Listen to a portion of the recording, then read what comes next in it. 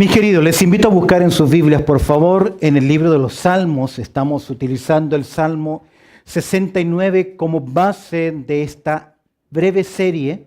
Hoy es el segundo tema que tiene que ver con el agotamiento espiritual. El agotamiento espiritual. Y quiero que observes conmigo en el libro de los Salmos, allá el capítulo 69, versículo 1, dice la palabra del Señor lo siguiente. Este es el salmista. David está pidiendo a Dios. El contexto posiblemente está siendo perseguido por su hijo Absalón. Eso significa que hay una crisis familiar tremenda, grande. Y él está luchando, y en el libro de los Salmos, el capítulo 69, mira la oración del salmista, verso 1. El salmista dice: sálvame, oh Dios. ¿Por qué? Porque las aguas han entrado hasta el alma. ¿Cómo se siente? Ahogado, angustiado, débil en su fe. Mira conmigo, dice el verso 2, estoy hundido en cieno profundo donde no puedo hacer ¿qué? Pie, es decir, que no logra topar fondo. Necesita una base. Todos nosotros necesitamos base para avanzar, para ir hacia adelante.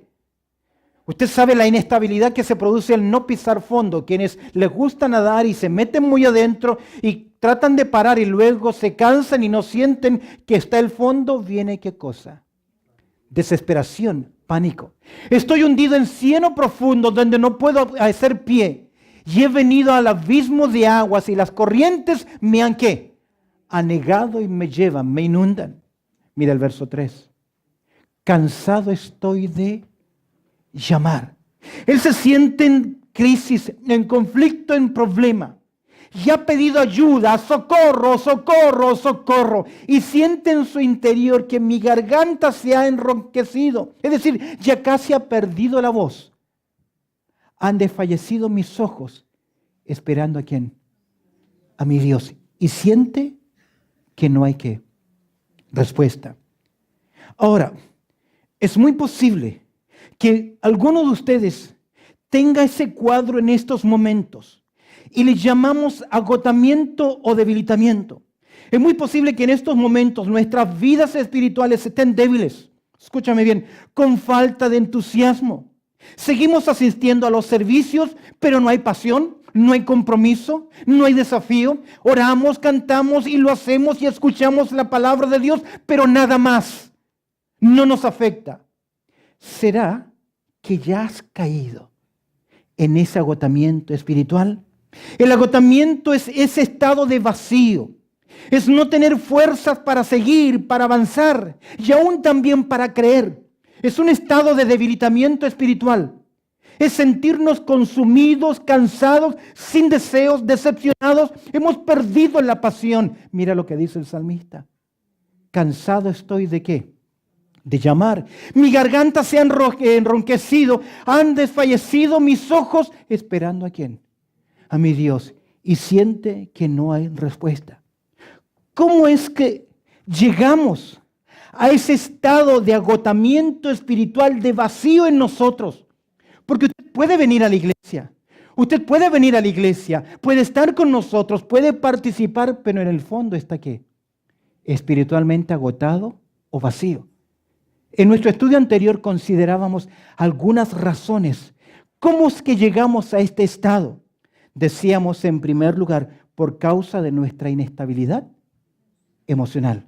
Cuando todas las decisiones pasan por cómo yo me siento. Segundo, porque por causa de poner nuestra mirada ¿en quién? En personas, en el hombre. Les he dicho, si su esposo no quiere venir, venga usted. Si su esposa no quiere venir, venga usted. Usted no pone sus ojos ¿en quién? Ni tampoco los viene a poner en nosotros, porque nosotros también somos ¿qué? Hombres que nos equivocamos. Pero es posible que su debilitamiento sea por causa de su inestabilidad emocional, por causa de poner la mira en el hombre, o tal vez por causa de las raíces de amargura. Hay cuestiones que no ha perdonado. Y esa falta de perdón ha inundado su corazón o sencillamente porque usted tiene puesto su corazón ¿dónde? En el mundo. A la luz de las Escrituras. Dice Romanos, mira conmigo por favor, libro de Romanos, allá en el capítulo 8, versículo 5. Libro de Romanos, allá en el capítulo 8, versículo 5. ¿Lo tienes? Porque los que son de la carne, ¿qué? Piensan en las cosas de la carne. Pero los que son del Espíritu, en las cosas del Espíritu. ¿Quién decide? Usted.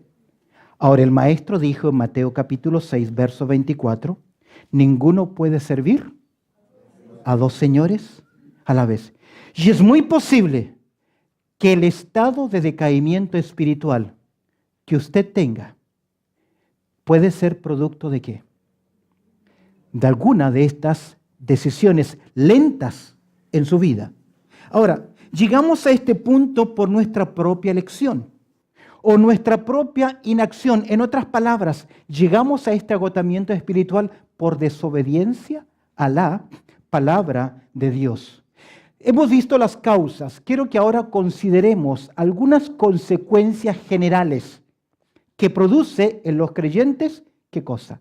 El agotamiento espiritual. Ya vimos 4 causas. Hoy vamos a ver 4 o 5 consecuencias de ese estado de decadencia. Lo primero que va a ocurrir en nosotros, si usted está por un periodo extenso de agotamiento espiritual sin fuerzas, sin buscar, producto de malas decisiones, lo primero que ocurrirá en su vida será un debilitamiento frente a ¿qué? Al pecado. Usted será mucho más vulnerable. Nuestro Señor Jesucristo en Mateo capítulo 26, verso 41 nos dice lo siguiente. Podemos ver el mandato del Señor y este mandato tiene que ver con estar alertas, con estar vigilantes, dependiendo en Dios. Mírelo. Pero cuando caemos en ese agotamiento espiritual producto de nuestras malas decisiones, usted se vuelve una persona incapaz de decir al pecado, no. ¿Qué dice el Señor? Primero, velad. Segundo lugar, orad. ¿Por qué velad? ¿Qué significa velar? Significa mantén la vigilancia. Mantente despierto. Ten cuidado, esperando que por cualquier momento puede venir la tentación y la prueba. Y él puede venir y tú tienes que estar mirando. Dice el libro de Proverbios, quien cuida de la higuera comerá de su fruto. Y si yo no vigilo de mi propia vida, ¿cómo voy a vigilar de la vida de mi familia? ¿De mi hogar? Yo como esposo soy responsable. Primero, cuidar ¿qué cosa? Mi vida. ¿Somos conscientes del peligro continuo? Cuando estamos en agotamiento espiritual, no nos damos cuenta. Comenzamos a dormirnos, a ser insensibles. Es el Señor Jesucristo quien te dice qué cosa. Primero, velad. Está atento, no te duermas, no te equivoques. Y en segundo lugar, ¿qué debe hacer? Orar. ¿Por qué orar? Orar significa confío en ti, Señor. ¿Qué es el cuadro? Estamos en un terreno, en un lugar de peligro. Hay enemigos a nuestro alrededor que no buscan nuestro bien, que no buscan nuestra estabilidad. Y el Señor dice, no te duermas, vigila con cuidado y ora. Depende, confía en quién. En mí. ¿Por qué? Necesitamos confianza porque en el medio de la prueba, en el medio de la tentación, necesitamos fortaleza para salir de ellos, ¿qué? Victoriosos. Orad, ¿sabes qué significa? Depender en Dios, pero cuando usted está en agotamiento espiritual, comienza a tomar malas decisiones, no es consciente del peligro. Y mira lo que dice el maestro, velad y orad, para que no entréis en tentación. Escúcheme bien, usted es débil y tentable. Somos un polvorín, somos un horno. ¿Y qué pasa si yo tomo un barril de pólvora y se lo lanzo a un horno encendido? ¿Qué ocurre? Es por eso que tenemos creyentes explotando por todos lados, porque somos tentables. tenemos en nosotros, escúcheme bien, concupiscencia. Todos. Que es deseos que no están bajo control. Y si yo no estoy velando, si yo no estoy orando, voy a ser incapaz de decirle a la tentación no, para que no entréis en tentación. Proverbios en el capítulo 22, verso 3 dice lo siguiente, usted lo conoce. El avisado ve el mal y se esconde, mas los simples pasan y reciben el daño. Pero a veces no lo vemos. Y tal vez usted no lo está viendo. ¿Por qué? ¿Será que yo estoy en el camino del debilitamiento espiritual? Y ya no estoy siendo sensible al pecado. Velad y orad para que no entréis en tentación. Y mira el argumento. ¿Cuál es? El espíritu a la verdad está dispuesto. Es decir, la parte espiritual en nosotros dice, sí, porque es de Dios. Es la naturaleza de Dios en nosotros. Es aquella lucha que tiene el apóstol Pablo en Romanos capítulo 7, donde él dice, en mi espíritu yo quiero obedecer, seguir a Dios, pero tengo otra ley en mi carne. Es por eso que usted debe hacer morir, ¿qué cosa? Lo terrenal. Aquí no es, Señor, dame fuerza y ayúdame. Es usted tomar la decisión. Pero cuando estamos en debilitamiento espiritual, no logramos, somos débiles frente a la presencia del pecado. Porque dice, el espíritu a la verdad está dispuesto y agrega, pero la carne es débil, tentable. No hay fuerza en contra del campo magnético del pecado. Dios se lo dijo a la nación de Israel, vuestro pecado os alcanzará. Queridos, el que juega con fuego, ¿qué? Se quema. No hay lógica mayor que esta y usted decide. Ahora, ¿qué pasa?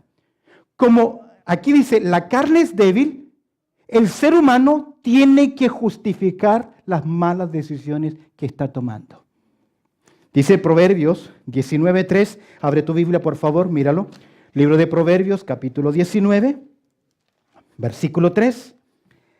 Proverbios en el capítulo 19, versículo 3 dice, la insensatez del hombre tuerce su camino. ¿Te das cuenta? El avisado ¿qué hace? Ve el peligro y se esconde. Pero el que no lo ve, ¿qué hace? Tuerce su camino. ¿Y qué agrega el texto? Y luego contra Jehová ¿qué hace? Irrita su corazón. ¿Cuántos viven culpando a los demás?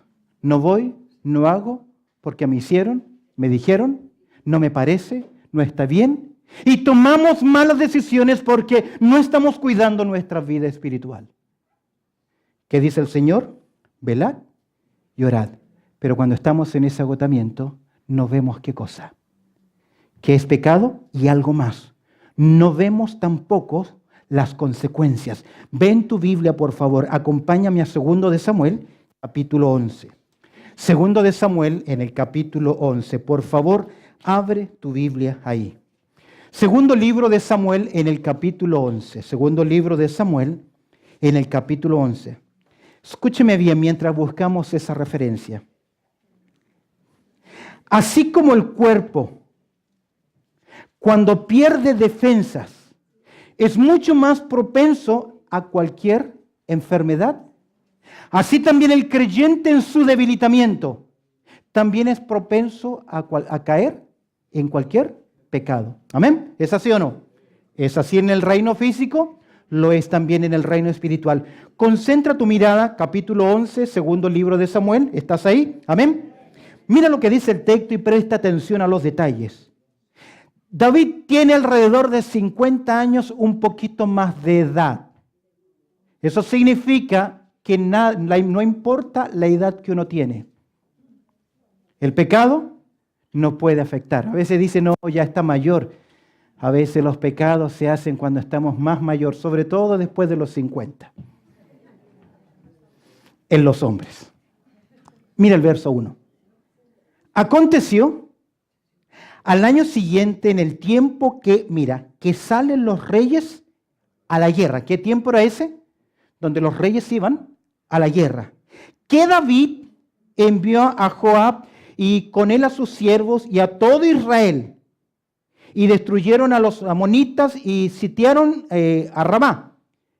¿Qué dice el texto? Pero David se quedó en Jerusalén. Tomó una decisión.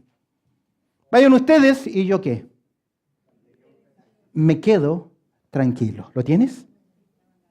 No hay capacidad de tomar decisiones. No está viendo el peligro. Ahora, se quedó en casita. Y ninguno que no avance en su vida espiritual se queda en el mismo punto.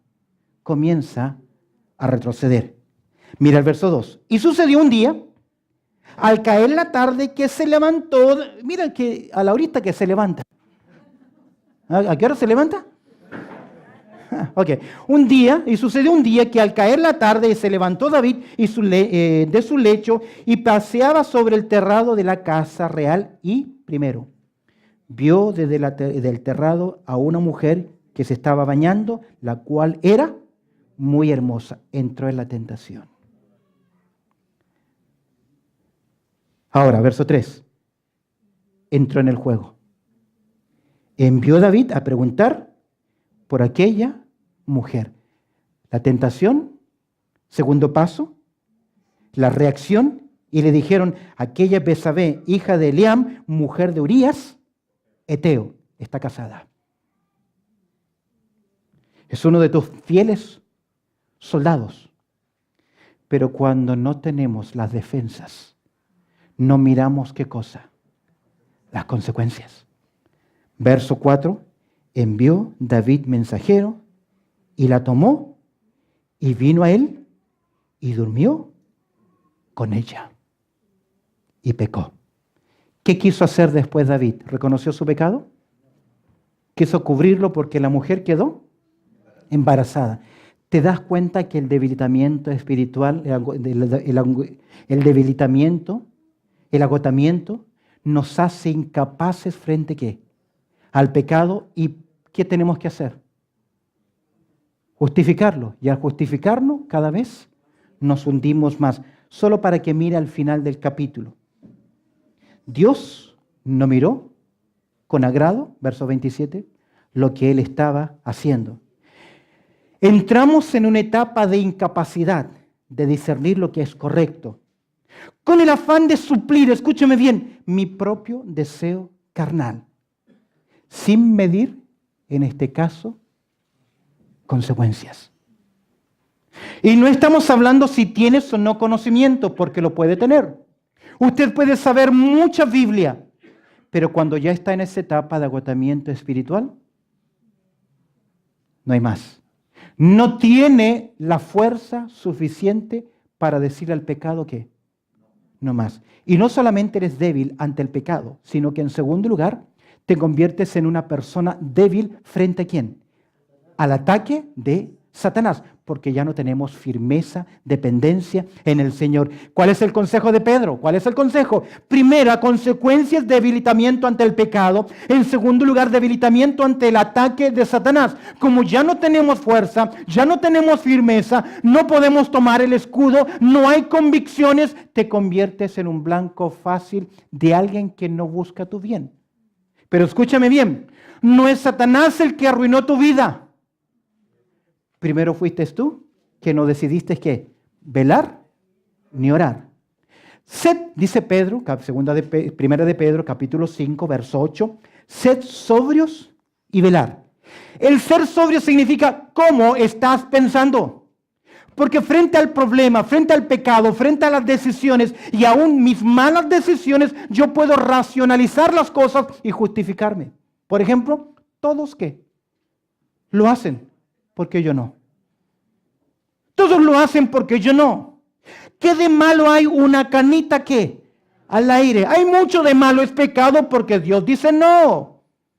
Y tú eres el producto de tus decisiones. Por eso Pedro ¿qué dice? Sed sobrios y ¿qué más? Velad. ¿Por qué? Porque vuestro adversario, el diablo, dos calificativos, única vez que utiliza la palabra adversario, que significa un oponente. un oponente que busca debilitarte, no busca tu bien, porque es un adversario y es también un acusador, diabolos. Una vez que te hace caer, te acusa, te prepara la trampa y luego te inculpa. Y mira la ilustración de Pedro. Queridos, esto es producto de mi debilitamiento espiritual, mi falta de compromiso, de no crecer.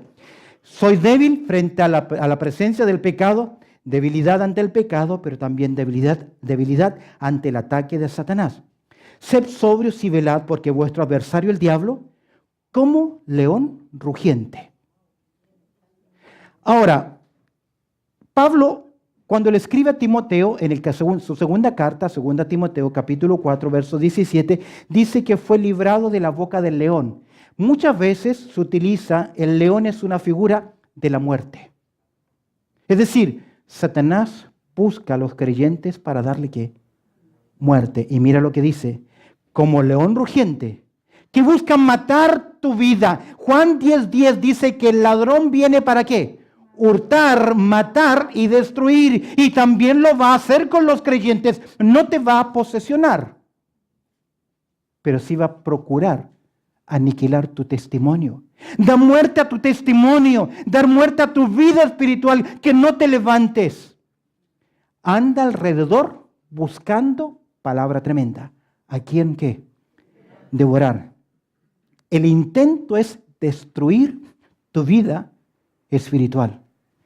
Y déjame decirte cuántos creyentes hoy en sus vidas espirituales están arruinadas, que conocían del Señor, que habían cuidado con fidelidad del Señor su testimonio, que conocen la palabra de Dios, pero hoy sus vidas espirituales están ¿qué?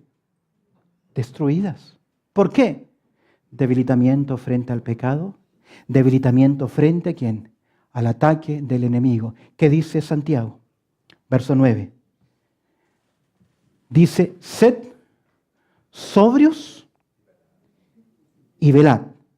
Sed sobrios y velad, porque vuestro adversario, como león rugiente, anda alrededor buscando a quien devorar. Al cual, este es Satanás, ¿qué dice? ¿Qué dice?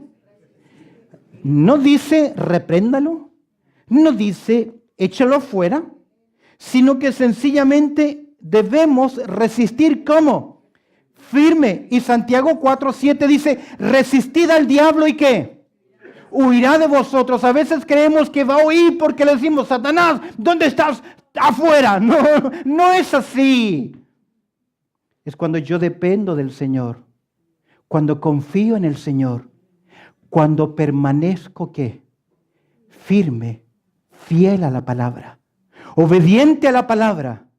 Satanás no tiene otra opción que ir. ¿Por qué? Porque escúcheme bien, él es un enemigo que está ¿qué? Derrotado. Amén. Ahora, ¿cómo nos mantenemos firmes frente a su propuesta, frente a su ataque? Para resistir hay que tomar la espada del Espíritu. ¿Cuál es esa? La palabra de Dios. En segundo lugar, hay que vivir bajo el control ¿de quién? Del Espíritu Santo. Pero el Espíritu Santo no te va a controlar si no conoces y no obedeces o cumples la palabra de Dios. Y en segundo lugar, ¿sin qué? Orar sin cesar. Ahí está el secreto. Hay seminarios de liberación, hay cursos de expulsión de demonios. Escúcheme bien, ahí está la autoridad de la palabra de Dios. ¿Qué hay que hacer? Tomar la armadura del creyente. Amén. En segundo lugar, vivir bajo la guía del Espíritu Santo. Y en tercer lugar, estar bajo la protección de la palabra de Dios.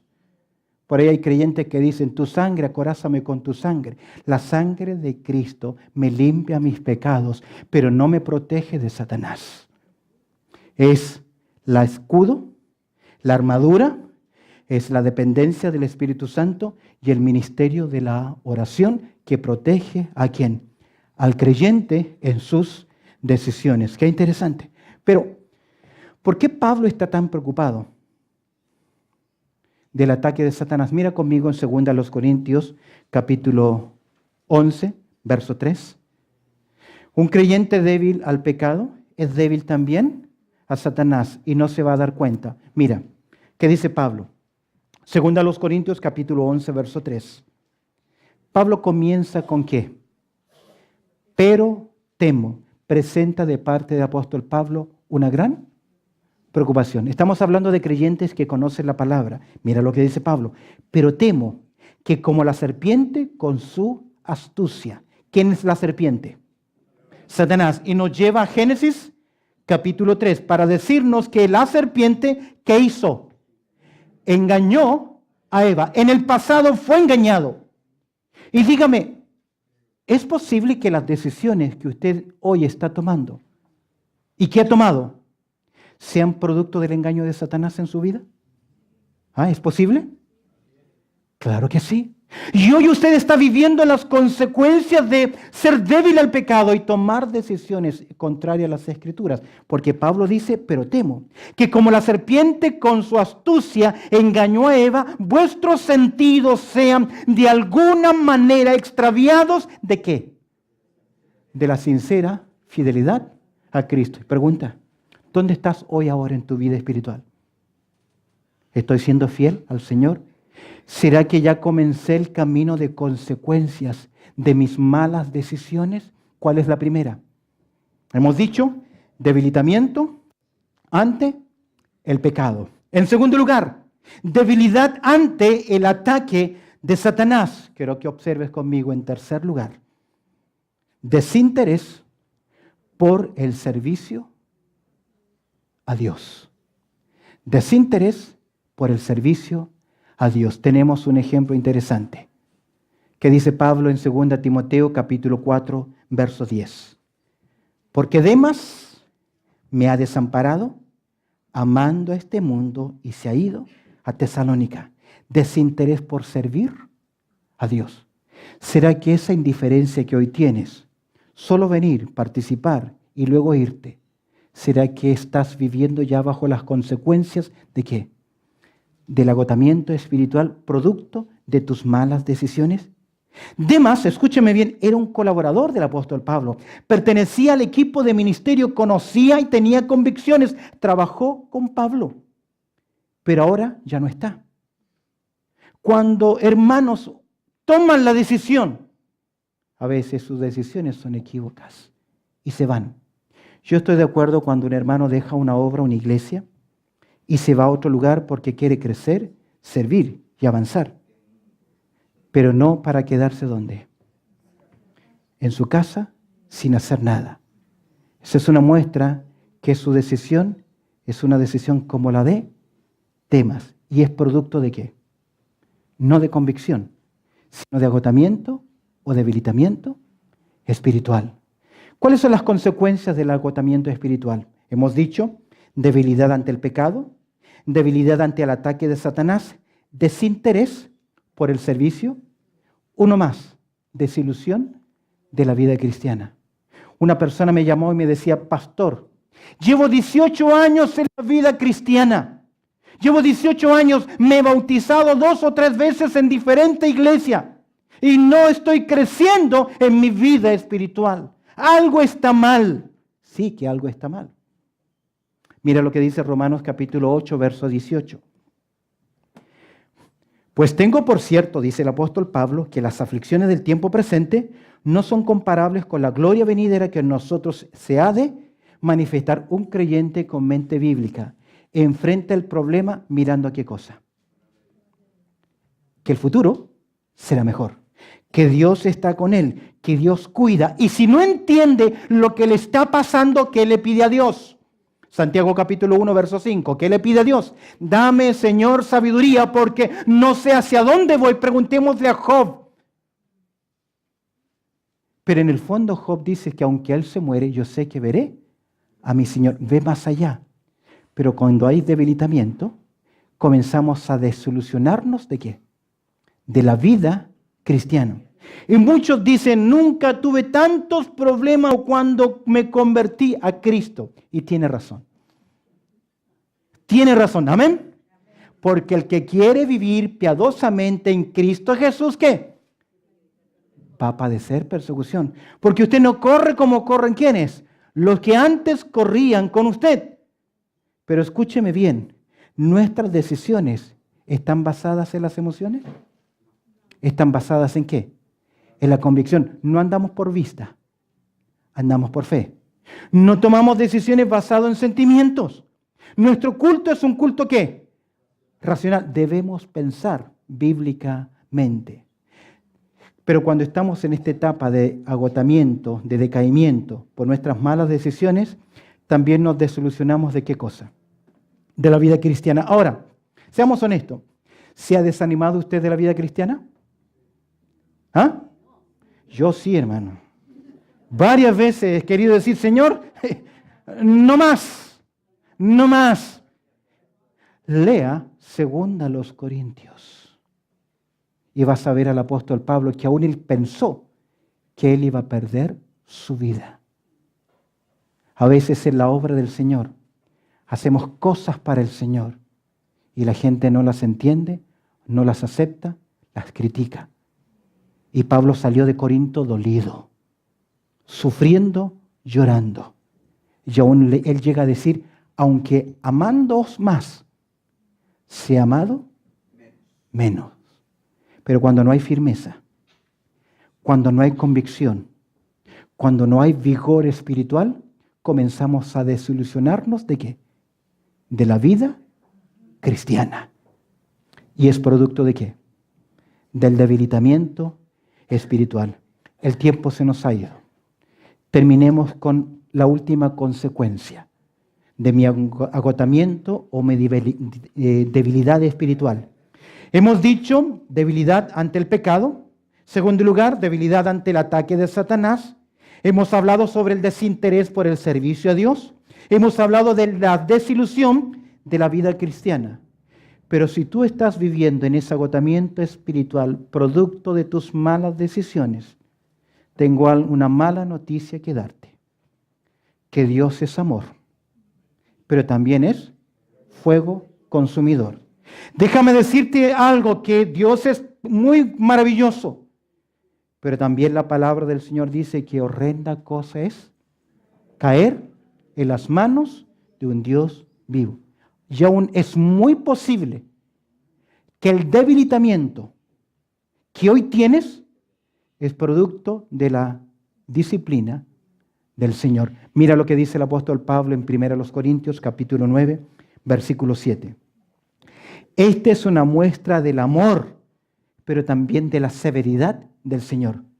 Pablo dice, sino que golpeo mi cuerpo y lo pongo en servidumbre. Cuido mi vida espiritual.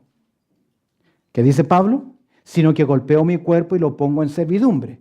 No sea, pone un caso, que habiendo sido heraldo para otros, el heraldo es el que anuncia, es el referee en un campo de batalla, es el juez, el árbitro de la competencia, el que dicta las reglas. Y aún Pablo siente temor que aún siendo él la autoridad máxima en el campo de batalla, yo mismo, no otros. Pablo siente temor ¿de quién? De sí mismo, porque el que piensa estar firme, mire que no caiga. Presunción es antes de la caída. Yo mismo venga a ser ¿qué? Eliminado. Pablo no está pensando en la salvación. No está hablando de pérdida de salvación. Lo que Pablo está pensando, escúcheme bien, que él sirviendo a Dios, siendo un creyente que debe mantener un testimonio, su andar le lleve al punto de que Dios diga, no más. Destitución del servicio al Señor. Y yo creo que a veces hay creyentes a los cuales el Señor nunca más va a poder utilizarlos producto de su mal testimonio. Porque a veces cuando abren su boca para hablar del Señor, es más deshonra que honra. Yo mismo venga a ser ¿qué? Eliminados. Queridos, ¿qué dice Gálatas capítulo 6, versículo 7? Gálatas capítulo 6, versículo 7. No os engañéis. Dios no puede ser burlado. Escúcheme bien. Todo lo que el hombre sembrare, eso también ¿qué? Segará. Cosechamos ¿qué cosa? Lo que hemos sembrado. Mire por favor conmigo Hebreos. ¿Qué dice 10:31?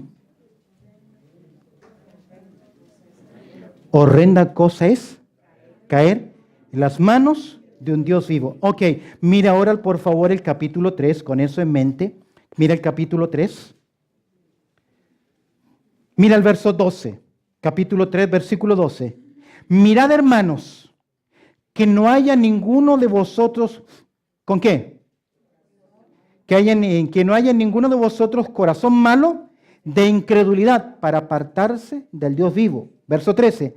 Antes exhortaos los unos a los otros cada día, entre tanto que se dice hoy, para que ninguno de vosotros se endurezca por el engaño del pecado. Wow. Porque somos hechos participantes de Cristo con tal que retengamos firme hasta el fin nuestra confianza del principio. Entre tanto que se dice, si oyereis hoy su voz, no endurezcáis vuestro corazón como en la provocación. Mira el verso 16. ¿Quiénes fueron los que habiendo oído le provocaron?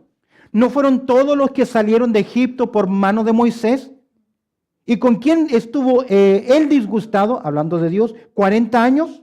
¿No fue con los que pecaron cuyos cuerpos cayeron en el desierto? Verso 18. ¿Y a quienes juró que no entrarían en su reposo, sino a aquellos que desobedecieron? Mira el verso 19. Y vemos que no pudieron entrar a causa de ¿qué?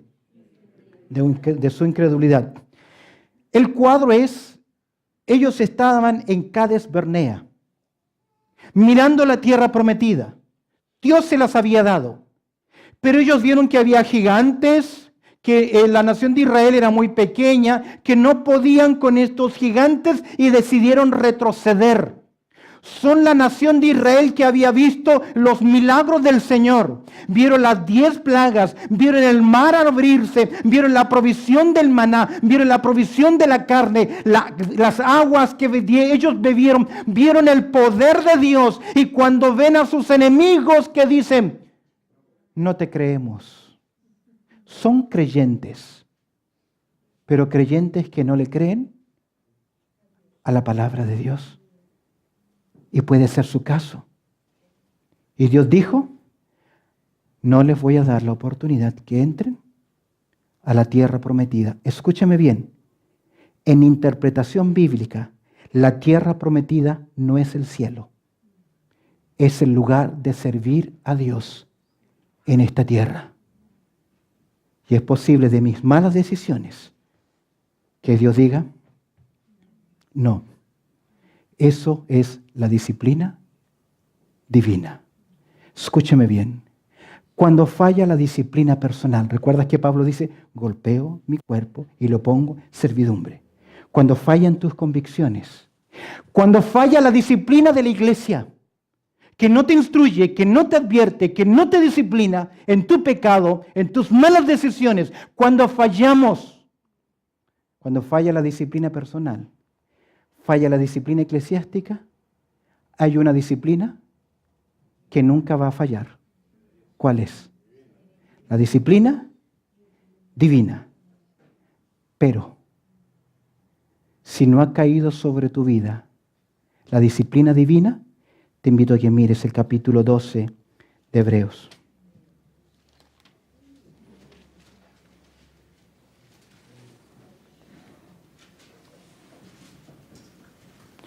Hebreos capítulo 12. Mira conmigo el verso 6. Hebreos capítulo 12, verso 6. Porque el Señor, ¿qué dice? Todos juntos. Porque el Señor al que ama disciplina y azota a todo aquel que recibe por hijo. Wow. Pero mira el verso 7. Si soportáis la disciplina, Dios os trata como a hijos. Porque ¿qué hijo es a quien el Padre no disciplina? Pero si, mira el verso 8, pero si se os deja sin disciplina, de la cual todos han sido participantes, entonces sois ¿qué? Bastardos y no hijos. Wow. Si tú estás andando en pecado, en decadencia, y no ha ocurrido nada en tu vida, la pregunta es, ¿qué está pasando. A lo mejor no eres ¿qué cosa? Un hijo de Dios. Por lo cual dice Pablo en Corintios 11:30, primero a los Corintios, por lo cual hay muchos enfermos, otros debilitados y muchos otros que duermen producto ¿de qué? De la disciplina divina. Si no reconoces que has pecado, que has hecho mal, la mano de Dios vendrá sobre ti. Pero si ya hace un tiempo que andas mal y no ha pasado nada, es muy posible que no seas ¿qué cosa? Un hijo de Dios.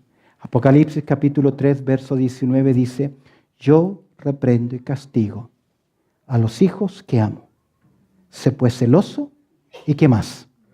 Arrepiéntete. Te invito a inclinar tu cabeza, por favor, y a cerrar tus ojos. Cabecitas inclinadas, por favor, y ojos cerrados. Quiero hacer una pregunta a tu vida, a tu corazón. ¿Cómo está tu andar espiritual? ¿Será que estás ahora bajo las consecuencias de malas decisiones? ¿No será que hoy Dios te ha traído y te ha dicho, cambia eso? Tal vez alguno de ustedes, Dios está diciendo, te estoy dando una oportunidad más para que cambies. O si no, yo te voy a apretar con mi mano. Si tú eres un creyente y has andado mal delante del Señor, hoy el Señor te espera con brazos abiertos y te dice, arrepiéntete. Recuerda de dónde has caído y haz las primeras obras. Nada más. Y Él te lo dice porque te ama, porque tú eres su hijo. Y Él quiere bendecirte. Él quiere bendecirte. Dios no quiere nuestro mal, pero Dios quiere que andemos como hijos de Él. Si tienes hoy que arreglar tus cuentas, ahí dirá al Señor, sencillamente, perdóname. Dios sabe qué fue lo malo, pero hoy Dios te da la oportunidad de decir, Señor, perdóname, sigo en ti. Pero ahora, ¿cómo está tu vida espiritual delante del Señor? ¿Hay cosas que solucionar? Que el Señor añada su bendición a su palabra.